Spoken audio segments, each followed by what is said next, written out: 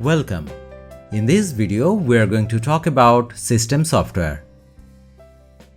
System software refers to a type of computer program that provides a platform for running application software and interacts directly with the hardware components of a computer system. It serves as an intermediary between the hardware and the user applications, managing various system resources and providing essential functionalities for the operation of the computer.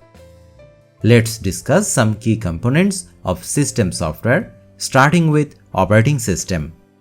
Operating system or OS is the most prominent example of system software.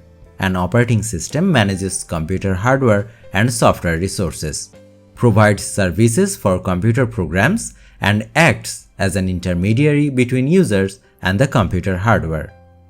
Device drivers.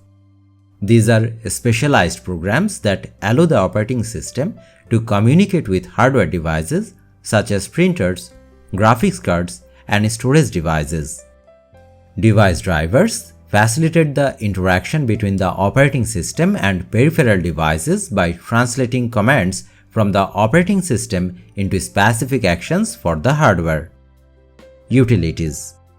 System utilities are programs designed to perform specific tasks related to managing, maintaining, and optimizing the computer system. They may include disk management tools, antivirus software, backup utilities, system diagnostic tools, and monitoring utilities. In conclusion, we can say, system software plays a crucial role in providing a stable and efficient computing environment for users and application software. It abstracts the complexities of the underlying hardware, provides a standardized interface for software development, and ensures the proper functioning and management of computer resources.